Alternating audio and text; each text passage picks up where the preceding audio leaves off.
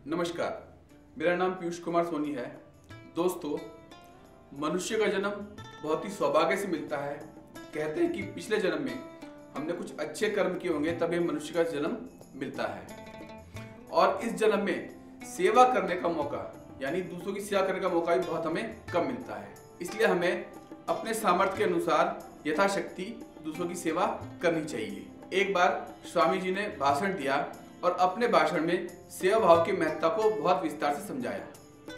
भाषण समाप्त करने के बाद उन्होंने एक घोषणा की, यदि कोई व्यक्ति सेवा करना चाहता है, अपनी इच्छा से अपने मन में कोई सेवा भाव रखता है, तो इस सभा के बाद जो है मुझे अपने नाम लिखवा देगा। सभा समाप्त हुई, सब लोग जाने लगे।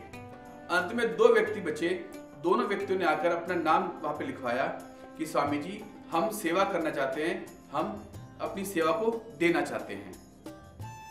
स्वामी जी ने कहा कि ठीक है, कल इसी समय यहाँ पर मेरे पास आ जाना। उसके बाद सभा का विसर्जन हो गया और लोग इधर उधर बिखर गए। अगले दिन वह व्यक्ति आने लगा।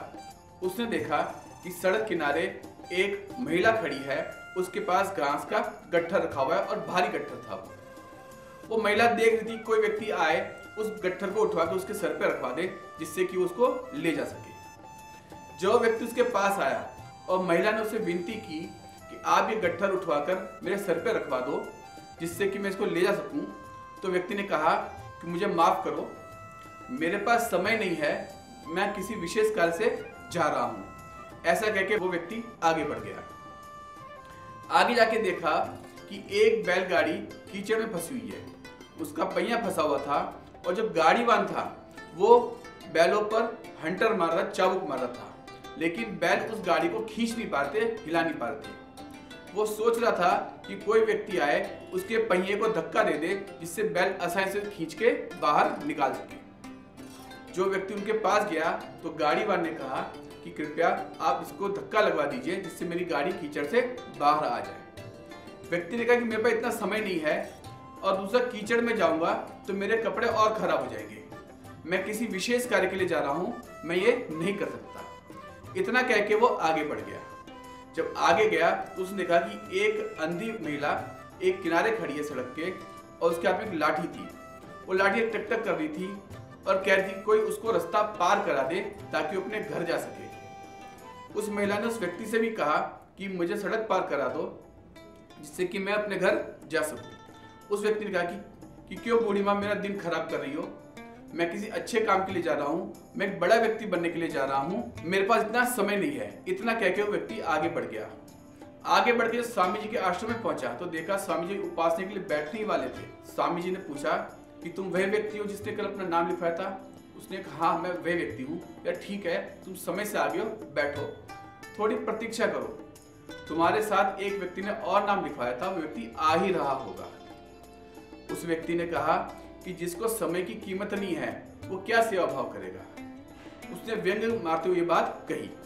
स्वामी जी उसके व्यंग को समझ गए, लेकिन फिर उन्होंने धैर्य रखा कि एक बार वो व्यक्ति आ जाए। कुछ समय बाद वो व्यक्ति आता है। स्वामी जी देखते हैं कि जब वो व्यक्ति आ रहा होता है तो उसके कपड़ों में कीचड़ लगा होता है। वो व्यक्ति स्वामी से माफी मांगता है कि स्वामी जी मुझे माफ कर दीजिए, मुझे देर हो गई, रास्ते में मुझे एक महिला मिली, उसके पास घास का एक गट्ठर था, उसको उठवाने में मुझे समय लग गया। आगे गया तो देखा कि एक बैलगाड़ी कीचड़ में फंसी हुई थी, उसको निकलवाने में मुझे थोड़ा और समय लग गया। और जब मैं आ रहा था तो मैं देखा कि एक अंधी महिला खड़ी थी, उसको सड़क पार करवाया। इस कारण से मुझे आने में देर हो गई। स्वामी जी ने कहा कोई बात नहीं। और स्वामी जी ने पहले आगंतुक की तरफ देखकर कहा कि दोनों की राह एक थी, लेकिन तुमने सेवा के जो अवसर थे वो गवा दिए हैं। अब तुम खुद ही निर्णय कर लो कि तुम सेवा कर सकोगे या नहीं। वह व्यक्ति कुछ नहीं कह पाया और वहां से खड़ा होकर चला गया। तो दोस्तों, जीवन में कई बार ऐसे व्यक्ति मिलते हैं जिन्हें हमारे सहयोग और सहायता की आवश्यकता होती है, तो हमें यथासंभव यथा सामर्थ्य उनका सहयोग करना चाहिए, हमें उनकी सेवा करनी चाहिए। मनुष्य का जन्म इसीलिए मिला है कि हम उनकी सहायता कर सकें, हम उनका सहयोग कर सकें। धन्यवाद।